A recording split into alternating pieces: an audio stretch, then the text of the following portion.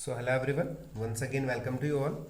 So in our previous class we have discussed about the solution part 1 shot revision video. So in today's class we are going to complete it as a part 2 solution. So till our previous videos we have done some basic concept of the solution. So now today we are going to start very quickly for the colligative properties. As you all know, what are the colligative properties? So student, some certain properties of solution depends only on the number of particles. That is the number of particle, not number of particles of solute, and do not depends on the nature of solute. So such properties are known as colligative properties. Basically it happens sometimes when you are going to make tea. So if you have put some water on gas, so suddenly if you are going to heat it, there will be some kind of voice. So after some time when you are going to add some amount of sugar on it, so for some time this voice will stop. So what is happening here? So this is the phenomena which is related with our daily life. When you are going to boil some simple water, so you will feel some kind of sound like water is going upwards. So when you are going to add some non-volatile solute like sugar or salt, so this kind of voice will stop. So for some sake of time, the vapor pressure of this liquid will increase. So such properties of the solute, or you can say solution, depends on the number of particles, not on the nature. Do not depend on the nature of particles. So such properties are basically known as colligative properties. So in our syllabus there are 4 colligative properties, student. One is elevation in boiling point. In our previous video we have also discussed elevation in boiling point, relative lowering in vapor pressure, depression in freezing point, and the fourth one is osmotic pressure. I hope you all know about it. So first we are going to start. Suppose we have a solution, okay. I am going to add some amount of solute on it. If the solute is non-volatile solute like urea, glucose, sucrose, etc., then there is no change in vapor pressure, will be equal to 0. Okay. And suppose I am going to add any solvent, so it might be volatile like water, methanol, benzene, etc. So what is the effect? For example, student, I have this solution, okay. Suppose there is only A is present, okay, and suppose I have add some amount of B on it. I have some solute on it which is non-volatile solute. तो क्या होगा देखिए, first when you are going to heat it, so this A will vaporize. So the pressure, whatever will be the pressure of this solution will be because only of A. So there will be some vapor pressure. So if you have add some amount of B on it, so B is a non-volatile solute. So what will happen, in some places of A, B will also occupied. Okay, so B is non-volatile, it will not vaporize. So that's why the vapor pressure will decrease. The vapor pressure will decrease. Okay. So on addition of any non-volatile solute, the vapor pressure of pure solvent will always decrease. So this is the vapor pressure will decrease, and you already know that in a solution partial vapor pressure due to each volatile component is directly proportional to its mole fraction of the component. You know about the Raoult's law. It is also very important. Okay, so now only one thing you have to keep in mind, that whenever you are going to add any non-volatile solute, the vapor pressure of pure solvent will decrease. Okay, so for this you can remember a simple formula which is this. As you know, the mole related to the Raoult's law, that already you know about it. That is, I'm going to write it, P naught A minus PA over P naught A, which will equal to mole fraction of this solute. Okay, this formula, mole fraction of the solute, यानी कि relative lowering in vapor pressure is directly proportional to the mole fraction of solute. I have added solute B. So whatever will be the relative lowering, this is the lowering of vapor pressure, P naught A minus PA over P naught A is the relative lowering. So always remember that lowering of vapor pressure is not a colligative property, but if you are divided with the initial value, that is relative lowering of vapor pressure is directly proportional, is equal to the mole fraction of solute. This is also a colligative property, means relative lowering, RLVP, relative lowering in vapor pressure is a colligative property, but lowering of vapor pressure is not a colligative property. So RLBP is very simple, you can easily understand it whatever it is. Okay, so this is our first colligative property. Now going to move, this is very important now. Second one, elevation in boiling point. Okay, so before starting it, you have to remember some important points like positive deviation, negative, ideal solution, non-ideal. Whatever will be the condition of ideality and non-ideal solution. It is very simple. Change in volume, change in enthalpy. So whatever you can, it is very easy. But second colligative property is elevation in boiling point. So whenever you are going to add any non-volatile solution similarly, so what will happen here? So elevation in boiling point. First of all, you have to understand what is boiling point, student. So boiling point is the temperature at which the vapor pressure of solution becomes equal to atmospheric pressure. So this temperature is known as boiling point. So what is happening here? Look here very carefully. So in the x-axis I have taken temperature, in the y-axis I have taken vapor pressure. Okay. So this is the pure solvent. तो भाई pure solvent में कभी कुछ vapour pressure होगा जहां पर ये atmospheric pressure के इक्वल हो गया. So this temperature is known as the boiling point of this pure solvent. But if you have added some amount of non-volatile solute in this solvent, so it becomes now solution. So for a solution also, this is the temperature at which the vapor pressure will be equal to atmospheric pressure. This is known as boiling point of this solution. So this is pure solvent, this is the solution. What is the difference? That is delta TB. Delta TB will be equal to TB minus TB naught. This is the TB, this is the boiling point of this solution, and this is the TB naught is the boiling point of this pure solvent. तो आप ये देख सकते हैं कि जो pure solvent का boiling point है वो कम है और जो सॉल्यूशन का बॉइलिंग पॉइंट है वो ज़्यादा है. So what is the difference? Elevation in boiling point, that is delta TB which is equal to TB minus T naught B. This is very simple. Okay, now for this you have to keep in mind two more things. First of all, you have to remember what is the boiling point. This is the definition, you can note it. And the second one is this, delta TB is equal to TB minus TB naught. And also one thing you have to keep in mind, delta TB is directly proportional to the molality, as you know about the molality. Okay student, so now combine it. Delta TB is equal to remove this proportionality I am using a constant, that is Kb into molality. So this Kb is a constant and this constant is known as molal elevation constant. This is known as molal elevation constant.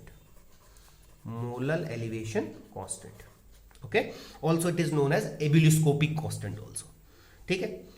Okay, now this is the molality. Okay, now you can calculate this very simply by this. Sometimes you have to you have given this TB, you have to calculate this TB naught, or this will be given. Only you have to do some mathematical operation on it. But one thing you have to remember, delta TB is equal to Kb into, this is the molality student. Molality is the number of moles of solute, number of moles of solute per kg of solvent. Okay, Kb into, this is the molality. I can write it, this molality equal to number of moles means given mass of solute, okay, divided by molar mass of solute. Given mass over molar mass, this is the moles of the solute per kg of the solvent. This is the mass of solvent. Now this is in kg, so I have to divide it 1000. This 1000 will multiply it here. So now this is the formula. Delta TB is equal to Kb into small w into 1000 over capital M into capital W. So this is delta, this whole thing is simply, this is nothing but this is the molality. Number of moles of solute given mass over molar mass is the number of moles of the solute, mass of solvent in kg. So I have to divide it by 1000, this 1000 will multiply here. This is very simple. So by this formula only, there will be some numerical question which will be given to you in examination. You have to keep in mind the average term which is related to him. Okay student, so this is our second property called colligative property, elevation in boiling point. Okay, this is very simple. Try some numericals from NCERT or whatever the book you are referring. So you will easily solve out this problem. But always remember this TB and TB naught. This TB is the for the pure solution, and this TB naught is the solvent. Okay, it is very simple. And also remember, this is basic point, but it is very simple, important also. Now moving towards our third colligative property student, that is depression in freezing point. तो इसको भी आप बहुत easily relate कर सकते हैं इन are daily life. Fridge में आप बहुत सारी चीज़ों को रख देते हैं तो फ्रीज होती है। So depression in freezing point means, first of all again you have to remember what is freezing point. It is the temperature at which vapour pressure of liquid state is equal to vapour pressure of solid state. So that temperature is known as freezing point. So whatever will be the water, suppose the density of water will be maximum at 4 degrees Celsius, means the maximum density of water will be at 4 degrees Celsius. This is also sometimes some MCQ type of question will ask. Now similarly what we have done in our previous colligative property, that is elevation in boiling point. So the same operation we will apply in this freezing point also. So to save your time, I have written is similarly delta TF will be also directly proportional to the molality. Okay, molarity, sorry. So now delta TF is directly proportional to molality. Now simple things, this kf molar depression constant, this is known as molar depression constant. This is molar depression constant, or you can say this cryoscopic constant also. Cryoscopic constant, this is also known as cryoscopic constant. Okay student, so now delta TF is equal to kf into m. The similar things I have also applied it. So this delta TF is equal to kf into m molality. This is, so by the same kind of things which you have done for the elevation in boiling point, you can do it also in depression and freezing point. ठीक है, so I don't think कि इसमें आपको कुछ problem होने वाली है. It is very simple.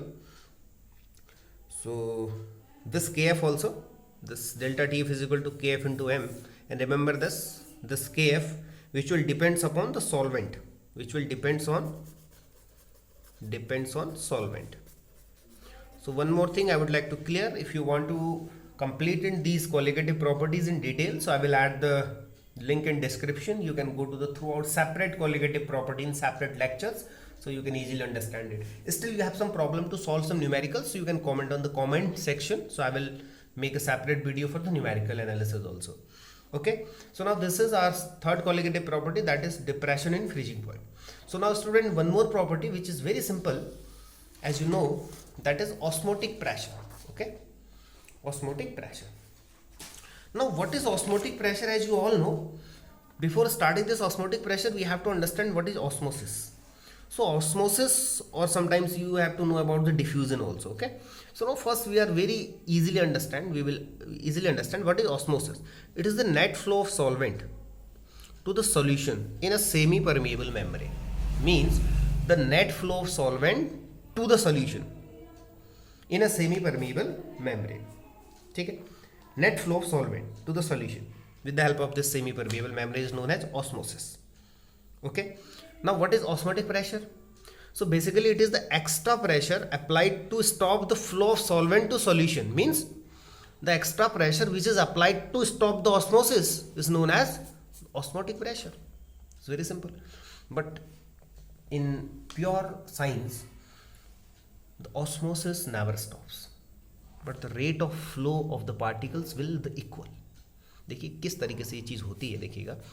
Suppose some particles are going from here, some particles are going from here to here, but after some time suppose 10 particles are coming from here and 10 particles are coming from here also. So at which some condition, if the both the particles are equal, means 10 particle इधर से इधर आएंगे, 10 इधर से इधर आएंगे, उस case में आपको लगेगा कुछ भी नहीं हो रहा.